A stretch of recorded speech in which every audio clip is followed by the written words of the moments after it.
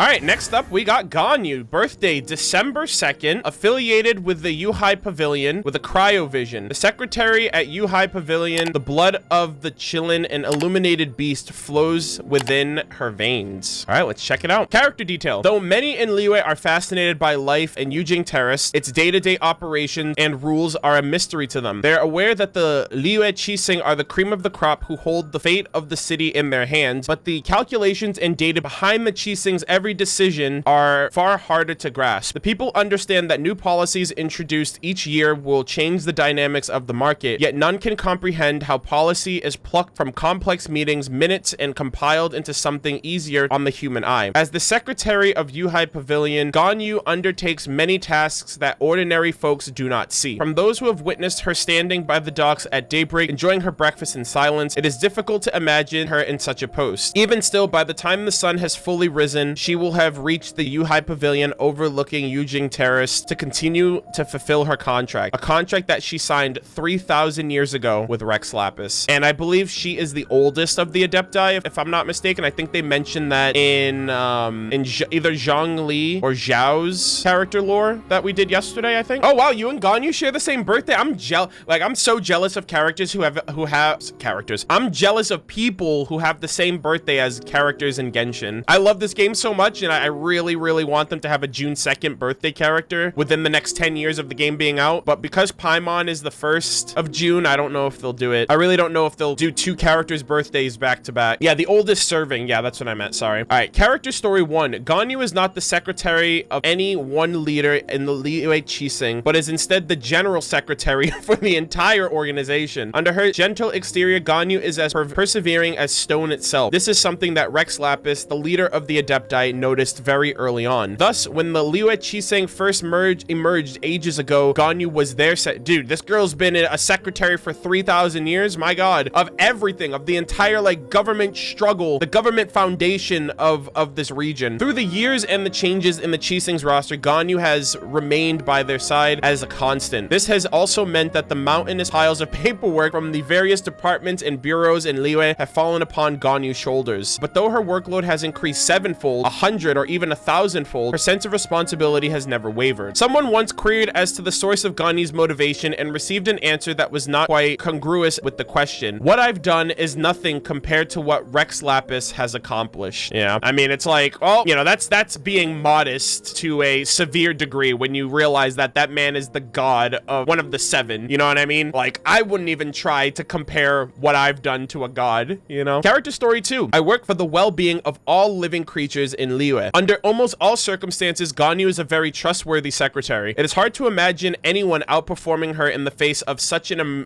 enormous workload, especially given her unique and penetrating insight into all of Liyue's matters. Nevertheless, her reliability can only be guaranteed under almost all circumstances. The more important the matter, the more Ganyu strives for perfection and the more nervous she becomes. Under pressure, her nervousness does result in the occasional error. One such error occurred during the Rite of Dissension, without doubt the most important annual event in Liyue calendar. Ganyu was 3 minutes late for the rite and had to squeeze through the crowd in full view of all. Later on, with the faces red as tomatoes, she stammered her way through an unconvincing explanation, all the while apologizing profusely to Rex Lapis in her heart. Her colleagues guessed that there must have been a reason for this mistake. Those did not know her well saw that Rex Lapis did not mind and thus paid the incident no attention. Those closer to her worried in private and asked if she needed a workload adjustment or a short vacation, but Ganyu refused. I spent 2 hours making sure that I wasn't wearing anything too similar to last year's rite. Oh my god. Nevertheless, Ganyu is not about to admit to this being the real reason for her tardiness. You gotta dress to impress, all right? That's definitely like all in her head. Like, no one remembers. People probably don't remember what you wore last year, let alone last week, let alone last year. So I feel like that's a very real thing. Like, I feel like that's relatable in some cases. So I really like that.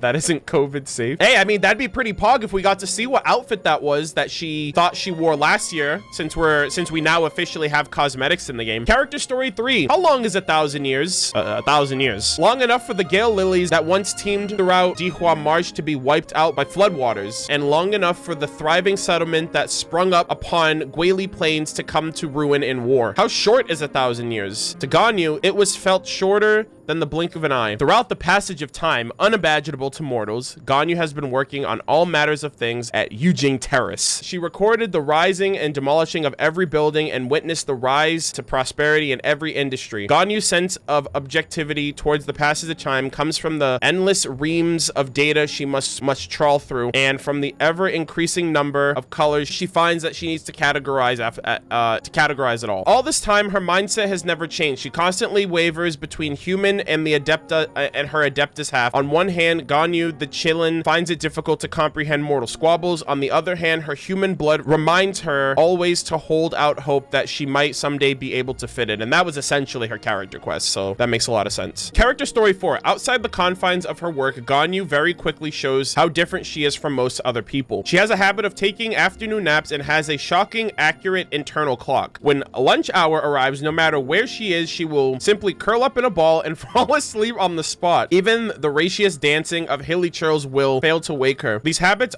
were at first just a running joke within the Liyue Qixing, but once after accompanying the then Tianquan to lunch outside the city, a well-fed Ganyu simply crawled into the nearest roadside haystack. She ended up being transported all the way to Dihua Marsh, awakening only after bumping her head during the unloading. Unable to find Ganyu anywhere after the subsequent 3 hours and knowing that she would not depart unannounced, the Tianquan almost filed a missing person report. After receiving a stern admonishment to only take afternoon naps where it's safe, Ganyu retorted, "Well, isn't everywhere in Liyue safe?" Yo, that's actually a good rebuttal. Perhaps with a mixture of human and illuminated beast blood flowing through her veins, Ganyu's understanding of the world's affairs is a little different to that of most humans. Yeah, I don't think I would just sleep anywhere. Like, you don't know what's going on. Like, the last thing I need is like some freaking treasure hoarder to pickpocket me while I'm sleeping, or I don't know, to get bludgeoned to death by a Minotaur because I'm in his way, or something like that. Character story 5. Ganyu's Chillin heritage is little known in Liyue Harbor. Whenever she is asked by someone walking along Feiyun Slope, it is the obvious protrusions in her hair. She says that they are ornament heirlooms. If I told them the truth, they would distance themselves from me. Despite never having been on particularly close terms with Liyue's citizens in the first place, Ganyu would still not consider distancing to be a good thing. Her most important reason for hiding the truth is to prevent curious onlookers from touching her Chillin horns. After all, a Chillin's horns are a sensitive part of their body, both physically and mentally speaking. Oh boy. Oh boy. Anyways, another secret that Ganyu is anxious to keep hidden is the fact that she is watching her physique. The Chillin are strict vegetarians, but Liyue is a veritable powerhouse of gastronomical delight, one of which even vegetarians struggle to control their appetite. Ganyu, who has grown accustomed to city life, is thus very vigilant in matters concerning her weight and physique. Whenever she finds herself being drawn towards some delicious dish, she will attempt to reassert her self-control. For Ganyu, the difficulty of such a challenge is second only to finding a flaming fire atop dragon spine. Very difficult. But she is not one to give up halfway through the ascent. During the Archon War, she once choked a giant monster to death with ease after getting lodged in its throat when it tried to eat her. The monster having fatally underestimated quite how wide her waistline was. Thick thighs literally do save lives, chat. I've been saying this since day one. Wasn't expecting that one. The monster had fatally underestimated how wide her waistline was. Thank God for a wide waistline, am I right? For Ganyu, avoiding any similar embarrassment episodes in the future is an absolute must. I mean, that saved your life. I love Ganyu though. She's great. Somebody actually wrote that. MiHoYo knows what they're doing though. They definitely know some people are simping hard for Ganyu after that one, if they weren't already. And not gonna lie, chat, I'm probably one of those people. Just saying. Anyways, moving on. The flora of Yujing Terrace. Handwritten notes detail the morphological features and behaviors of the plants in Yujing Terrace, which would be like glazed lilies and silk flowers. I get those every day. With each beautiful stroke penned by Ganyu's own hand. The notes are succinct, comprehensive, and well categorized, and even offer some insight that one would be hard-pressed to find elsewhere on the market. These include pointers on caring for glazed lilies and methods for grafting.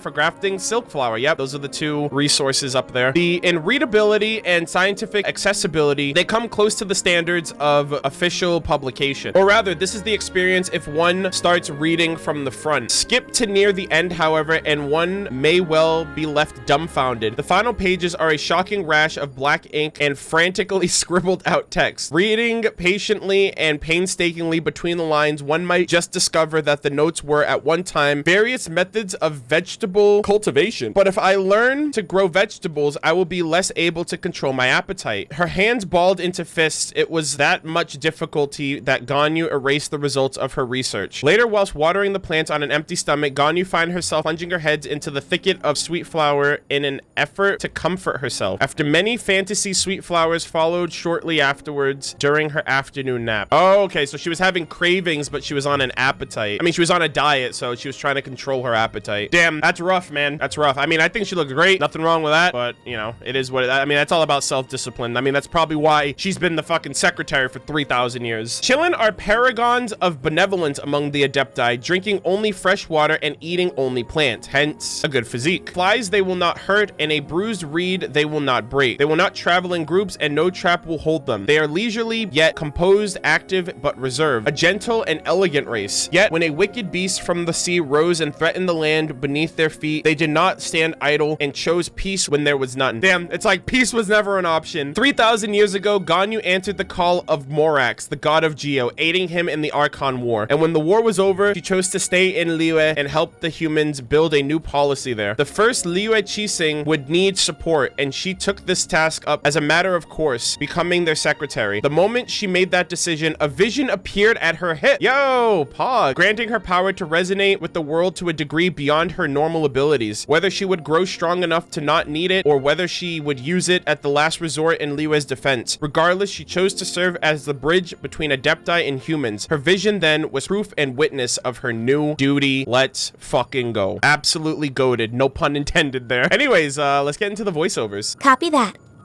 Here is a draft service agreement for your review and consideration. Effective immediately if all is in order. Ah, wait a sec. I forgot to sign it. Ganyu. Ganyu. Right.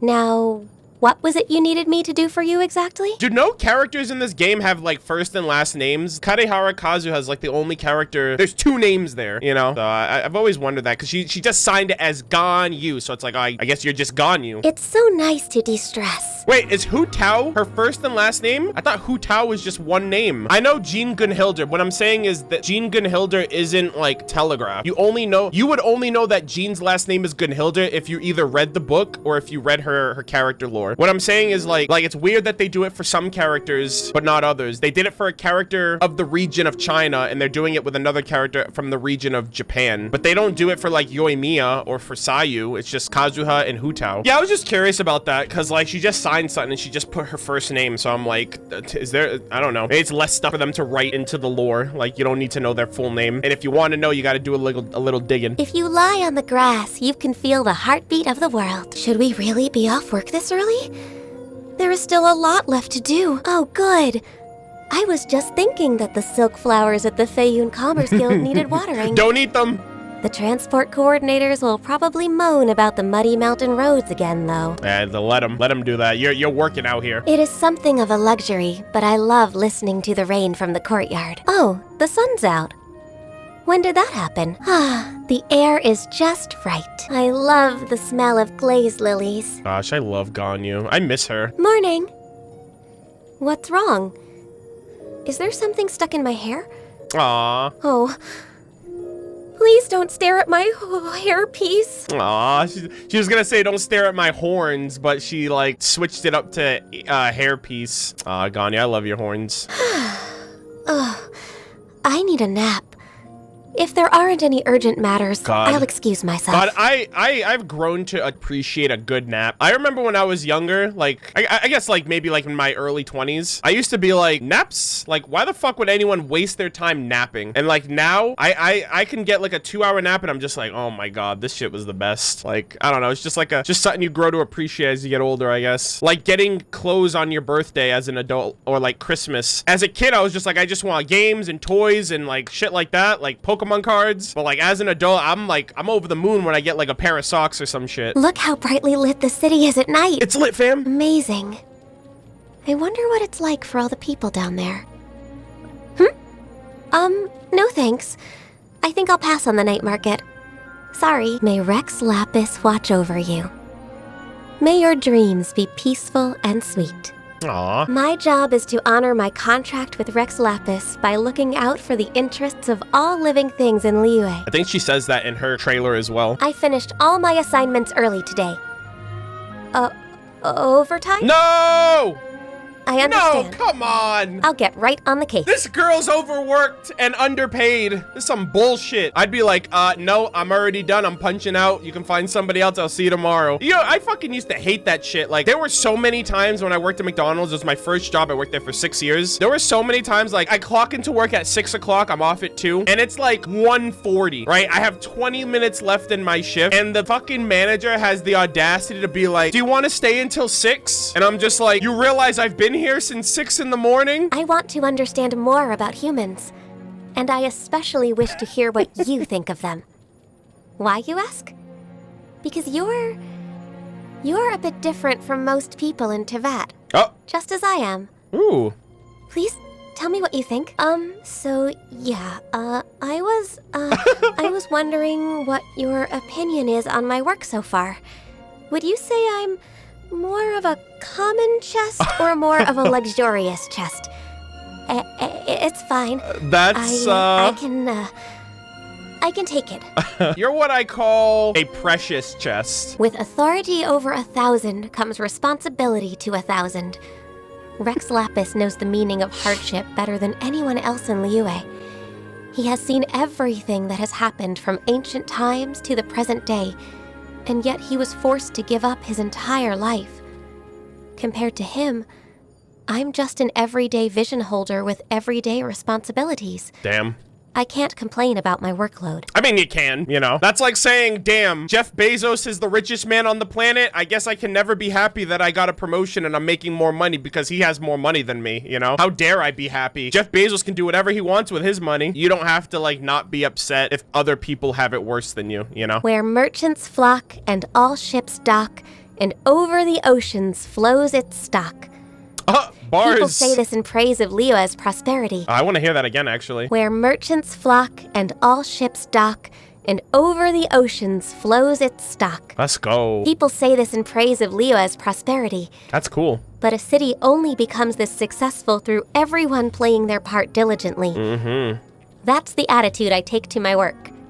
I want to be worthy of what we enjoy here. Nice. Dude, I love her so much. I've named every single doggy living in Liyue. Oh my god, she's a But dog they're person? so funny.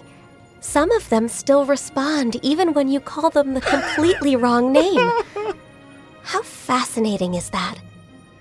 Like if people were to call me Bantu, how am I supposed to know they're talking to me? Uh-oh. No way would I respond. Yo, what's going on, Bantu? All right, from here on out, Ganyu is now known as Bantu. I'm calling it right now. All right, I will accept nothing less. Chingsin flower petals are pretty tasty.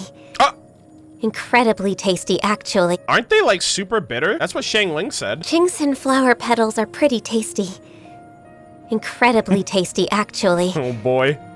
The only reason I don't plant any at Yujing Terrace is I'd eat them all. because they taste so good that I worry I wouldn't be able to control myself. Huh? Bitter? Yeah! Yes, they are. That's what I was saying. Isn't that what they're supposed to taste like? Bro, did she hear me? I literally just said that. I was like, wait, aren't they? Like, Shang Ling mentioned that when she was, like, in her cooking competition. She was like, yeah, the bitterness of the Kingsin flower would offset the taste of this, and it would complement each other really well, and all that stuff. And then I'm just like, wait, you eat those straight up, like, raw out the ground? That's crazy. I have absolute faith in Rex Lapis. It was only through his leadership that we were able to repel the monsters and subdue the sea creatures, and thus protect the peace of Liyue. Mm-hmm. The sight of him protecting the masses, and the memory of our centuries of camaraderie.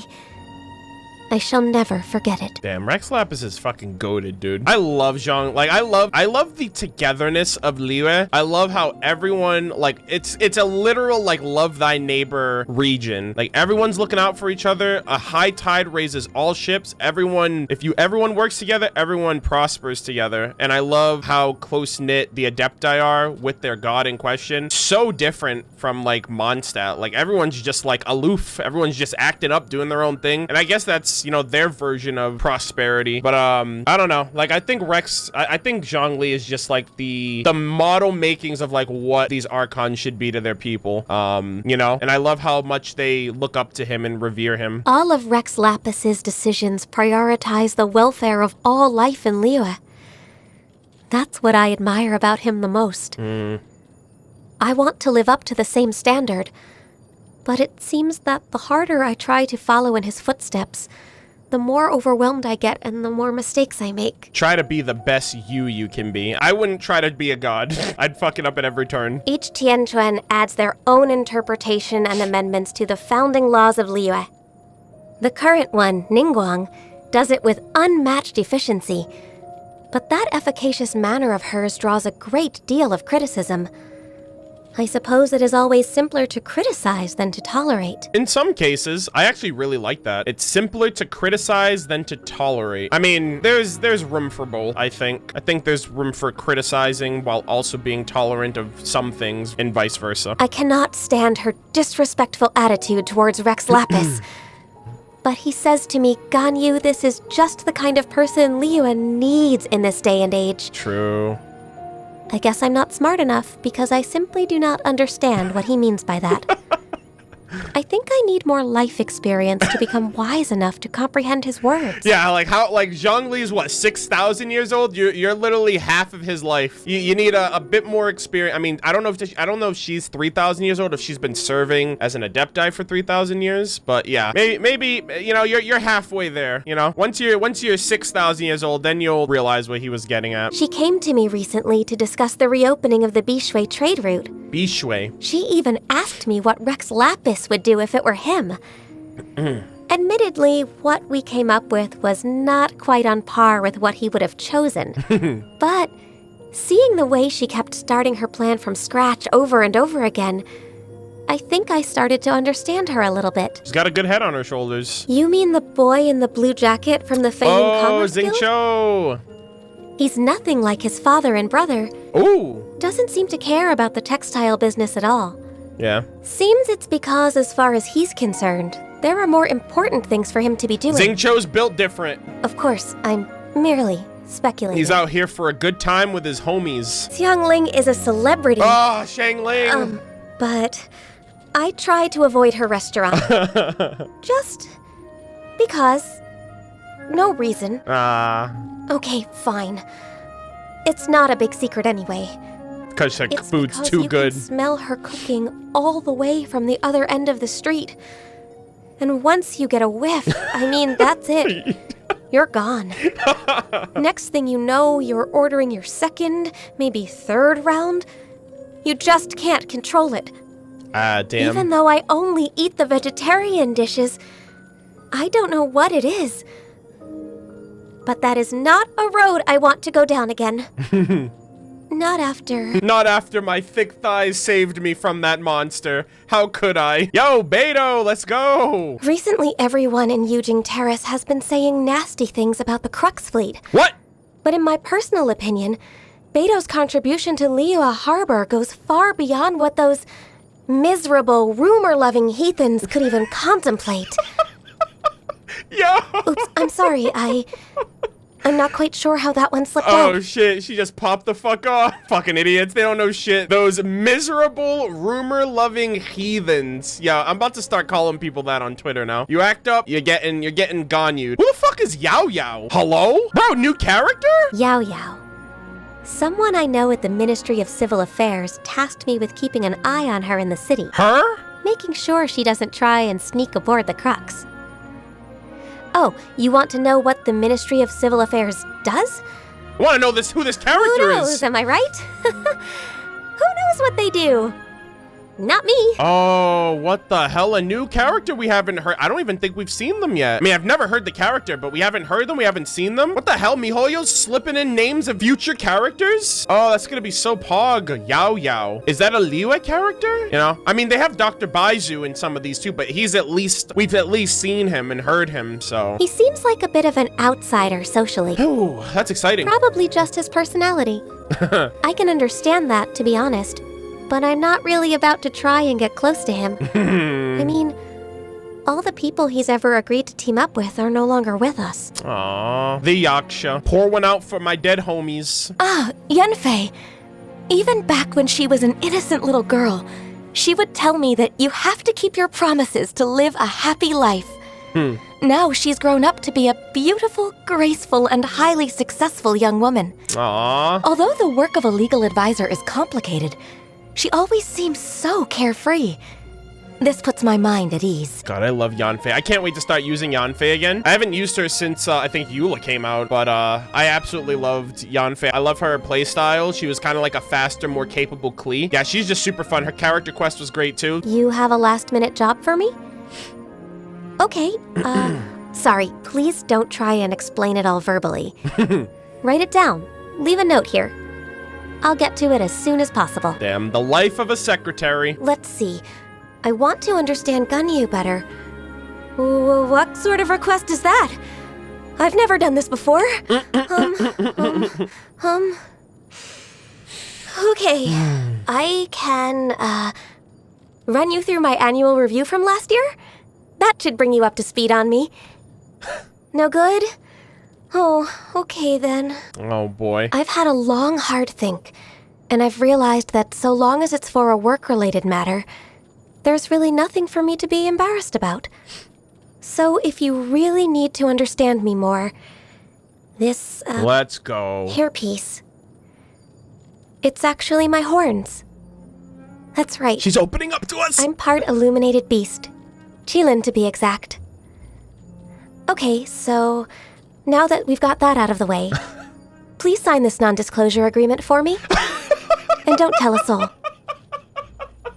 Oh my god. Oh, dude, the contracts. Always with the contracts. She straight up said NDA, not even a contract. Like, bro, I just told you my deepest, darkest secret. I need to contractually obligate you to not speak of any one of this or your ass is going away forever. Wow, she didn't even ask. She was just like, sign on the dotted line.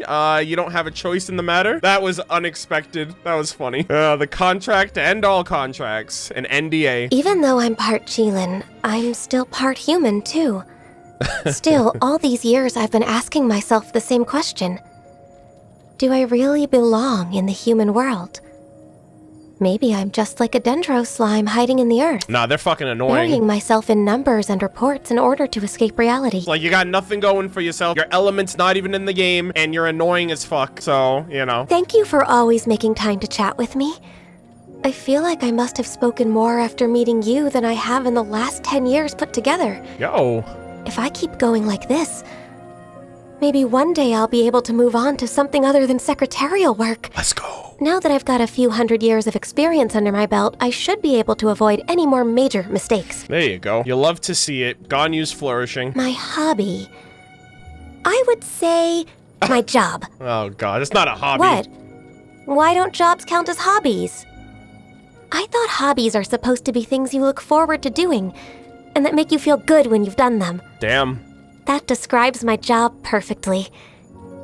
So what's the issue? Damn, Ganyu's truly blessed if you can say your job is your hobby. Not a lot of people can say that. That's crazy. I don't understand why people insist on going all out to try and prove how their existence is more valuable than everyone else's. To exist in the first place is a beautiful thing. Yo! And that's enough. Isn't it? Galaxy brain, what the fuck? Ganyu's getting to some actual facts. What the hell? You're alive in the first place, dude. Nothing else matters. That's something that we wrestle with to this day, Ganyu. People are dumb sometimes. Drink only spring water, eat only whole grains. That's my motto. So I would be grateful if you could please remove that treacherously enticing-looking plate of delicacies from my field of view. Much obliged. I was about to take a sip of my Gatorade, and she was like, drink only spring water, and I was like, she's watching me, chat. All right, you know what? Let's stick to some water while we finish this up. Qilins are strict vegetarians, so please do not take offense when I decline meat dishes. Yes, that includes your vegetable fritters, since they have been fried in animal fat. Thanks, but I can't. I'm afraid I really can't. Uh-oh. I don't mean to argue, it's just I have a keen sense of smell, so I know how they've been cooked. He asked for no pickles. That's what I think. Like, she would be the first to just go up to the manager and be like, he asked for no pickles, ma'am. So I did hear about this in particular. I saw a Twitter post where, like, someone posted this of her saying she doesn't eat meat, and then they went into their inventory and just fed her all meat to heal her. And it was like, yeah, the player can't eat another bite. It was so funny. Power? Now there's a key performance indicator I haven't needed in a long time. Could we maybe find a peaceful resolution instead? Never mind, doesn't matter. Ganya, you're the most busted character in the whole game. Peace was never an option. I suppose this is the new way of life then. I'm not going to complain. I'll try to embrace it. I remember reading in an ancient text that only when days be darker than the darkest night may a Qilin be compelled to fight. Bars. That's a massive exaggeration, but should the time come for battle, and should you need me, then I will give it every ounce of my strength. Absolutely broken character. Yo, automatically on my team, I'm not losing anything. She's actually in my party right now too, so it's kind of cool how she's like, yo, if I'm with you, I'm putting in work, and nothing's gonna be alive after I'm done. And it's because you crit for like 80,000 damage, which is insane. But yeah, that's Ganyu. Loved her. We're getting into Chi-Chi next. Pog.